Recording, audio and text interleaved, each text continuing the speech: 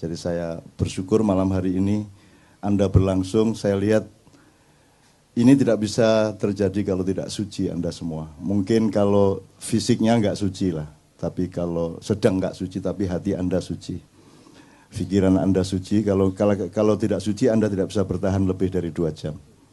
Dan saya bersyukur Indonesia masih ada KC yang tidak ada di seluruh dunia, kecuali di Jakarta. Yang gitu. Pertama. Yang kedua gini, dan kafir sama ateis itu nggak sama. Ya, nah, Dadang kemarin ngaku kafir, sekarang ngaku ateis. Berarti dia tidak ngerti kafir, tidak ngerti ateis, sehingga tidak sah pengakuannya sebagai kafir maupun sebagai ateis. Itu menyebabkan dia tidak ada masalah sama Allah. Allah yang mengatakan, oh Dadang ngomong apa, orang paham. Gitu. Jadi gini, dan kalau kafir itu ada Tuhan tapi diingkari. Tapi kalau ateis, Tuhan nggak ada. Ada Tuhan tapi disekutukan, tuh namanya syirik atau musyrik. Kalau ateis itu nggak ada Tuhan. Pokoknya dalam diri seseorang Tuhan itu nggak ada. Itu namanya ateis. Nah, jadi kalau Anda mendengarkan Dadang, Anda harus mengerti makomnya. Dia itu mataul gurur, dia itu hiasan di bumi, ya. Jadi yang penting indah dan menggembirakan.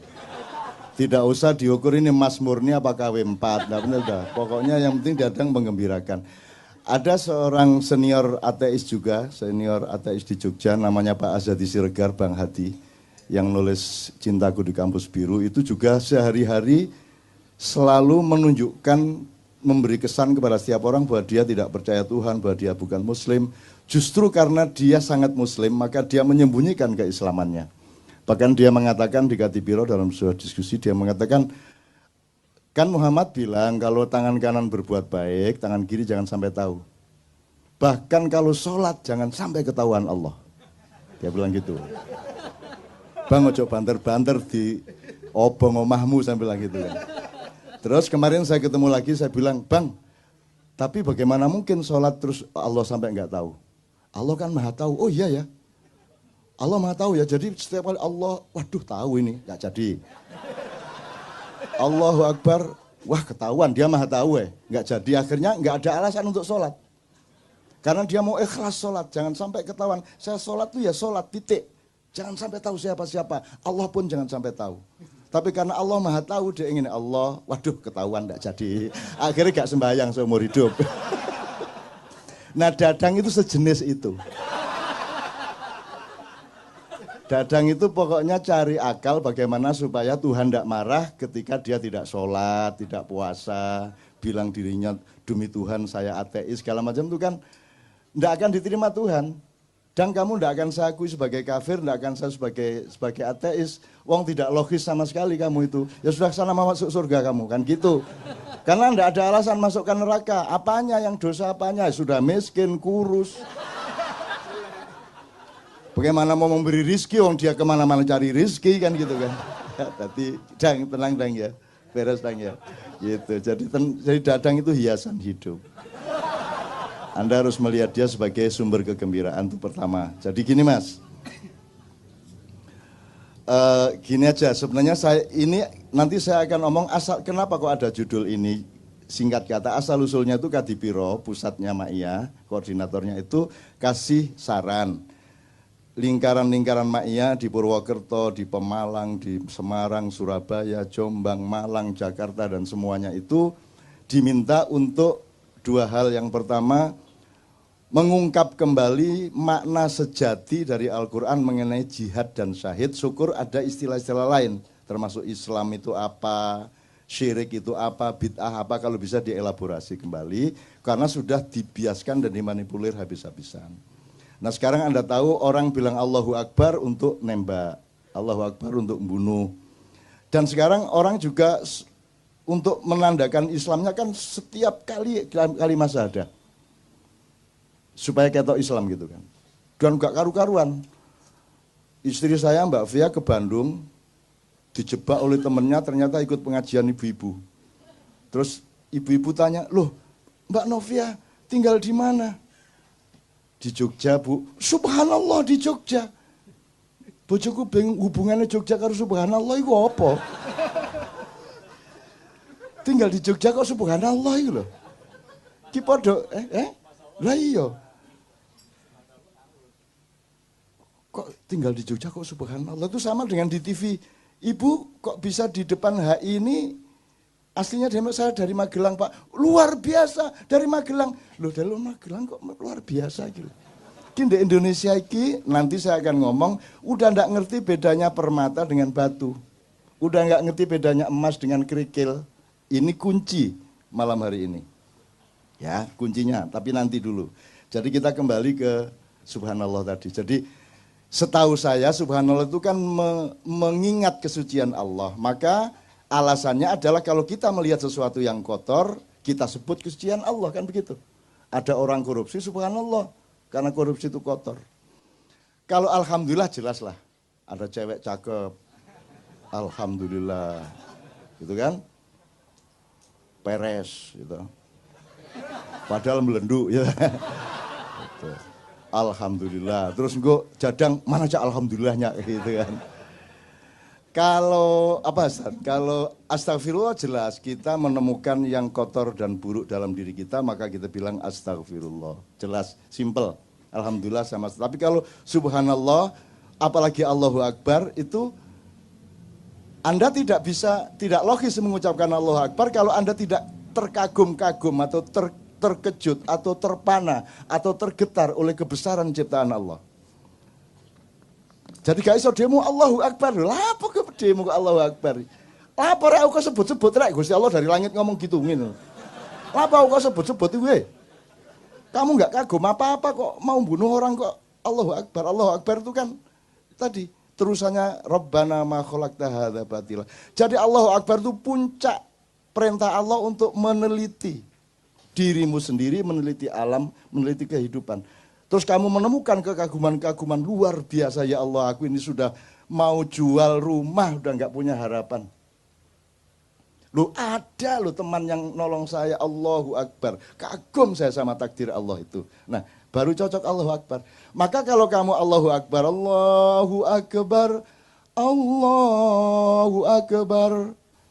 Itu kamu disuruh meneliti 1 bulan, maka iktikaf 1 bulan, berpuasa, mengambil jarak dari materialisme, mengambil jarak dari mainstream. Kamu selama berpuasa, akhirnya kesucian dirimu itu menemukan hal-hal yang dahsyat dari kehendak Allah dan ciptaan Allah. Maka kamu tidak sabar untuk menunggu mengucapkan Allahu Akbar gitu. Iki meneng-meneng Allahu Akbar, ono apa Allahu Akbar? Iya ono ndas melaku dhewe 5 ngono iku Allahu Akbar. Apa kaki 1000 tadi ada memedi 1000 sikil 1000 melaku ganti awak itu. Utawa ono tangan ngene iki karo nyekel nyekel tekmu iki ya. Di kamar ngene iki. Dan seterusnya lah gitu ya. Tapi saya nggak akan berpanjang, tapi intinya kalau kembali ke Mbak tadi, dia kan juga memaksudkan bahwa sesungguhnya Islam itu bukan sesuatu yang tidak bisa mata mengandalkan Islam. Mata diandalkan untuk jadi gini, saya tuh nggak bisa nuduh si teman saya ini kafir, wong saya nuduh dia muslim aja nggak bisa kok saya. Saya nggak punya data apapun mengenai dia. Saya bilang Ustadz muslim aja saya nggak berani kok. Jangankan saya bilang kafir, saya bilang dia muslim pun saya tidak berani. Jangankan dia, aku menyebut diriku muslim pun aku tidak berani. Karena itu prerogatifnya Allah untuk menilai aku ini muslim benar apa bukan. Lah kok saya menyebut diri saya muslim? Saya cuma berusaha. Saya berikhtiar, mudah-mudahan nanti lolos Allah. Lah kok saya ini ngafir-ngafir ini. Itu namanya kafir. Orang yang mengkafir-kafirkan adalah orang kafir. Kenapa? Karena itu haknya Allah mengkafirkan. Karena Allah yang punya data, punya informasi, punya fakta, dan bisa melihat yang zahir maupun yang batin mengenai Islam tidaknya seseorang. Maka hanya Allah yang layak mengetahui seseorang itu muslim atau tidak muslim. Kalau ada orang mengatakan kamu kafir, itu berarti dia menutupi haknya Allah. Maka dia kafir, menutupi itu kafir. Makanya bahasa Inggrisnya cover bed, ya. Itu diambil dari bahasa Arab. Kafir itu asal-usulnya petani. Petani itu disebut kafir karena pekerjaannya menutupi tanah dengan tanaman. Terus diambil untuk istilah teologi. Jadi kafir adalah orang yang menutupi kebenaran Allah. Apalagi nggak hanya menutupi, tapi mengklaim haknya Allah dipakai oleh dirinya. Itu kafir mu'akkad dan mughaladah. Kira-kira ngono ya, Rek ya. Jadi sekali lagi ya, makanya saya tidak pernah peduli Anda beragama apa. Anda otentik apa tidak gitu, Anda jujur apa tidak, begitu dok saya tahunya. Bagaimana saya tahu Anda Muslim? Apa mergo kupluan? Apa Anda Muslim? Sekarang itu Masya Allah sudah sampai ke situ, kita ditipu selama 500 tahun sampai 700 tahun. Itu nanti kalau ada waktu baru kita omongkan yang 500 tahun, 700 tahun, meskipun tidak perlu eksplisit. Kita saiki ki ono masjid iku ono tulisan yang belum khitan dilarang masuk masjid. Iki aku gak paham, kalau ada hukum kan harus ada prosedurnya. Harus ada perangkatnya, harus ada fasilitasnya. Terus carane ngecek uang wis sunat ta gorong ku ya apa? Masuk masjid, masuk ruangan. Buka. Akhirnya suwe-suwe pegel, sampun Pak. Gendeng ta iki wong ta iki.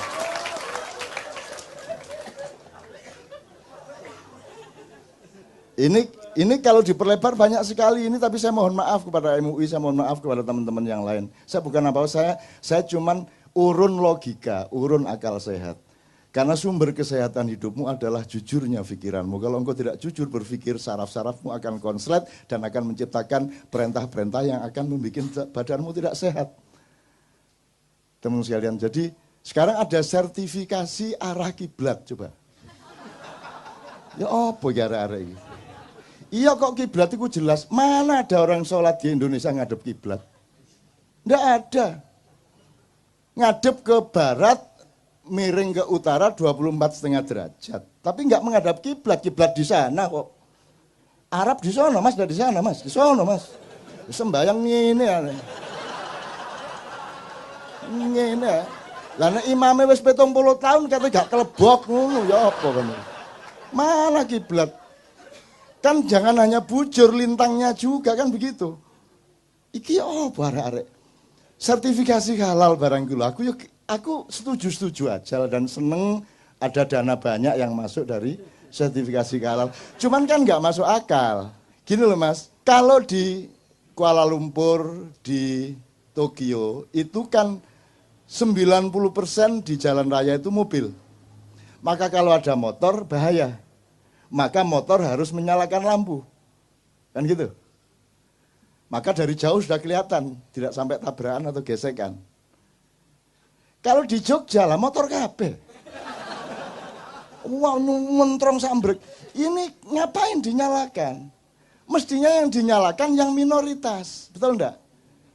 Karena asumsi dasarnya ini mobil semua, kalau ada motor nanti nggak kelihatan bahaya, maka harus pakai lampu. Kalau di Indonesia lah, sekarang motor boleh kemana-mana, di mana-mana motor sing nyentrong loh. Apa nggak terbalik? Di Amerika mayoritasnya tidak muslim, maka asumsi dasarnya makanan itu haram, maka dibutuhkan sertifikasi halal. Di Indonesia mayoritas muslim, semua makanan relatif halal, maka yang dibutuhkan sertifikasi haram. Gimana sih?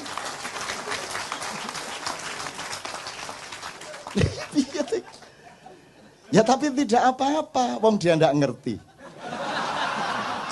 Tuhan bingung, waduh nggak paham. Engkau nyun sewu ketua MUI, kamu kok bikin begini? Kenapa? Kan seharusnya sertifikasi haram, kok halal? Loh ngoten ta? Mboten ngertos ya kula. Akhirnya masuk surga, wis mlebu wong nggak paham kon gitu. Enak pokoknya. Jadi jadilah orang sebodoh-bodohnya orang, sehingga Anda tidak ada alasan pada dirimu untuk dimasukkan neraka. Begitu si siapa jenenge malaikat Malik mau menyeret, sebentar, apa ini kok saya dimasukkan neraka? Loh kamu dulu kan nanda tangani surat sertifikat halal, seharusnya kan haram. Loh kok ngoten? Loh gini loh, terus terus malaikat ngekei makalah ini loh, lihat makalahnya gini. Ini seperti motor dan mobil, halal dan haram gini. Wah ngoten ta, wah mboten kondo bian-bian sampean. Mboten roh kula. Akhirnya wis mlebu swarga, gak masalah. Tak dongakno semua mlebu swarga. Gitu loh. Kan iku karo swarga cek kepincurute kon niku. Swarga karo Indonesia iki padha. Wis ngene iki swarga iku kira-kira. Pokoke angger atimu ngene iki berarti wis swarga. Gitu loh, tenang aja. Bahkan di sana nanti agak masih meragukan saya itu. Arep dangdut tuku kaset ning ndi?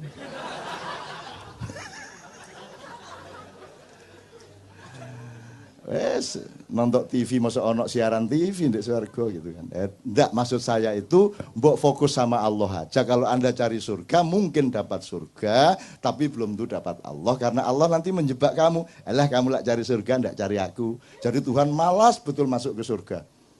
Mana kok Tuhan ndak ada di surga ini? Terus karena orang bertahun-tahun kena untuk apa kita di surga tapi tidak ada Allah? Sia-sia ngono kabeh ngomong terus Allah ngangguk teko cendela, lah kon lak ndelok swarga gak ndelok aku. Wah. Salah. Kalau kamu cari Allah, hadiahnya surga. Jadi cari Allah aja. Ruwet itu cari surga itu, ruwet. Udah enggak, cari Allah aja. Nah, oke, saya kembalikan ke kafir-kafir tadi gini.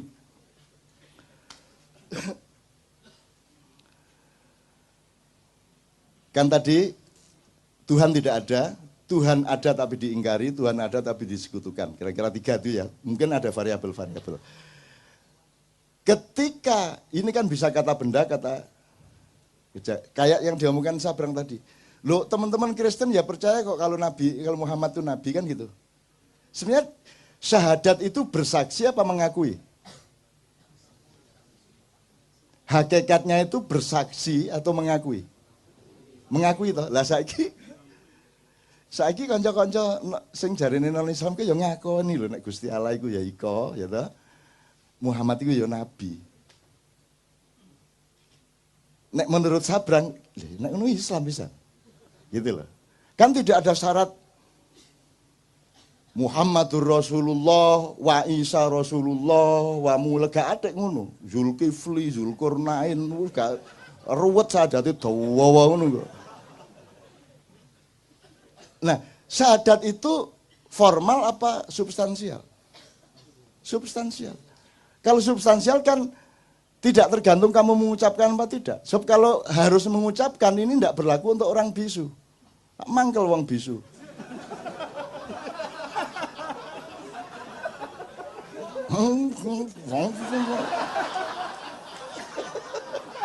Kamu itu ya sadis.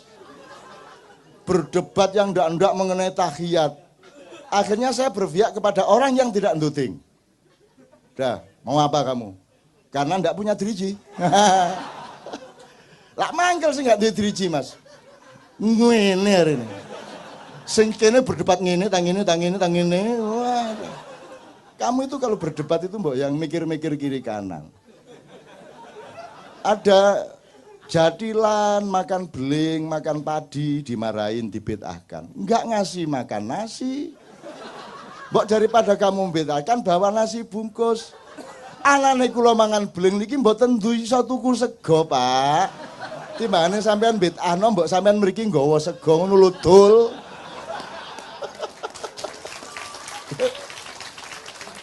Jadi orang tidak pernah berpikir agama dengan dimensi sosial. Orang tidak pernah berpikir agama dengan dimensi budaya. Orang tidak pernah berpikir agama dengan dimensi psikologi, hati, nurani, perasaan. Itulah sebabnya ada anjuran dari Jogja, mbok diomongkan itu soal jihad syahid. Perspektifnya adalah mana rahmatan lil alaminnya ini? Mana ini rahmatan lil alaminnya ini? Mana? Di Timur Tengah sampai Sumba sampai mana rahmatan lil alaminnya mana? Loh kalau Islam bukan rahmatan lil alamin itu terus Islam cap apa? Cap gomek. Gitu loh. Pokoknya di Jogja 17-an besok judulnya Rahmatan lil Alaminnya mana? Gitu judulnya. Karena di sana kurang intelektual, kurang akademis. Kalau di sini kan ateisme agama. Gitu. Nah di Jogja Rahmatan lil Alaminnya mana? Ngono ceritanya. Nanti bulan depan mudah-mudahan bisa kita informasikan ini kita sedang memasuki gerbang rahmatan lil alamin, tetapi Anda harus lebih menderita paling tidak 10 tahun lagi. Tidak apa-apa. Dan nanti ada yang lebih parah dari Jokowi. Ada yang lebih parah dari yang sekarang Anda gelisah dan cemas. Anda harus siap. Anda harus siap, orang maknya harus siap bahwa hidup ini tidak sama dengan yang kamu inginkan, tidak sama dengan yang kamu pikirkan. Bahkan hidup ini berlangsung sebagaimana yang kamu paling benci dan paling jijik. Mau apa kamu? Terus berdoa kamu sama Tuhan. Terus Tuhan bilang, apa dungo-dungo, nek pas susah dungo kon yo. Engko nek wis oleh duit langsung nang kafe. Gak dungo nang aku, gitu. Ya Tuhan sih gak ngomong gitu, itu kan cara saya merepresentasikan Tuhan sih tan kinoyo ngopo tan kino kiniro ya laisa kamitsli syai'un. Jadi tidak mungkin saya menggambarkan Tuhan, itu gambaran saya tentang Tuhan. Jadi sama dengan ateis itu tidak ada, yang dia tolak itu bukan Tuhan, yang dia tolak itu ya informasi tentang Tuhan yang sampai ke dia. Dia kecewa sama ISIS, dia kecewa sama penipuan demokrasi, dia percaya sama kilang minyak dihabisin oleh Amerika di seluruh Timur Tengah gitu ya. Dia kecewa sama Freeport gitu ya. Akhirnya karena semua atas nama Tuhan, Allahu Akbar, dor, Allahu Akbar, jriet gitu ya. Akhirnya dia benci dan tidak mengakui Tuhan. Yang diakui bukan Tuhan, yang dia akui adalah yang seolah-olah Tuhan yang sampai ke dia. Jadi cara orang Islam memperkenalkan Tuhan kepada dunia itu yang membuat orang di dunia menjadi tidak simpati kepada Islam. Kira-kira gitu loh Mas ya. Nah, kalau kita agak sedikit saja shortcut, misalnya kasusnya Tuhan tidak ada. Kalau di Indonesia kan ini tidak terjadi. Tuhan ada toh. Meskipun cuma diambil sifatnya gitu ya. Tuhannya juga agak sedikit tersinggung ini sama Pancasila. Loh ini kan satu-satunya negara yang bertuhan. Tuhan apa? Dari Tuhan gitu. Tuhan apa? Ketuhanan kok Tuhan. Emang sama putih sama keputihan. Enak aja loh. Gitu. Mana Tuhannya? Kan ketuhanan. Yang kamu ambil cuman sifatku. Tapi bukan diriku. Sana berdoa sama sifatku sana, tidak kepada aku. Wah, nek Gusti Allah ngomong piye? Kamu hanya suka manisnya tapi kamu tidak mengakui gulanya. Nah, ngono rek. Kamu hanya butuh hangatnya tapi kamu tidak ingat listriknya. Kamu tidak ingat api. Ketuhanan diambil sifatnya tok. Ibarat sapi dijupuk buntute tok wancane dodol sop buntut. Dadi nek sapi liwat cetok crek, sapi liwat cetok gitu kan. Nyeneng wong Indonesia ini. Media masanya dia dulu tuh ya kerjanya motong sop buntut itu. Pokoknya dari sapi yang diambil buntutnya, kan karena lagu buntutnya. Jadi dari wanita yang diambil pantatnya sama susunya. Dangdut yang begitu. Dangdut kan pertama penting pemain musiknya bareng-bareng, lama-lama untuk apa musiknya? Oh yang penting penyanyinya. Akhirnya musiknya cukup apa? Tape recorder ya gitu ya. Setelah itu lama-lama untuk apa? Penyanyinya, oh yang penting pantatnya. Goyang ini, goyang itu. Gitu. Akhirnya raine gak penting. Jadi suatu hari pertunjukan Danduki mek ono bokong tok kayak. Bokong. Ada bunyi musik terus bokong, muter. Terus enggak penting perutnya, enggak penting, pokoknya ono bokong. Jadi kita tuh makin lama makin memperhinakan diri, mempersempit diri, mengkotak-kotakkan diri seperti itu teman sekalian. Oke. Senengnya oleh bokong. Lah ya daripada repot-repot tuh enggak penting kok, wajahnya Inul enggak penting toh. Dulu zaman awal dulu Wajahnya ini enggak penting kok, wajahnya kayak apapun enggak masalah, yang penting pantatnya ngebor. Kan begitu. Jadi nek ngono ya wis lah, bokonge wis. Dadi nek iso TV ku pokoke nek syuting bokonge tok.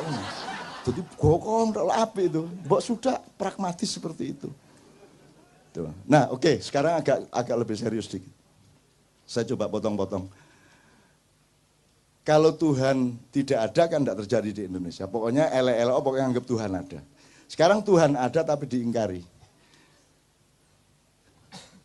Atau Tuhan dianggap tidak ada. Variabelnya ya. Kalau ada sebuah rapat anggaran dan Tuhan tidak diingat oleh orang yang rapat anggaran, berarti ateis itu rapat. Benar nggak? Kalau ada presiden mengambil keputusan dan selama dia memproses kemudian mengambil keputusan itu dia tidak melibatkan Tuhan sebagai pertimbangannya, berarti ateis dia. Karena ateisme itu sebenarnya adalah dinamika kata kerja. Kapan ada Tuhan, Anda tidak ateis. Kapan Tuhan tidak Anda libatkan, berarti Tuhan tidak ada, Anda tidak libatkan. Nah sekarang saya tanya sama Anda semua. Kadar ateisme politik kita itu seberapa?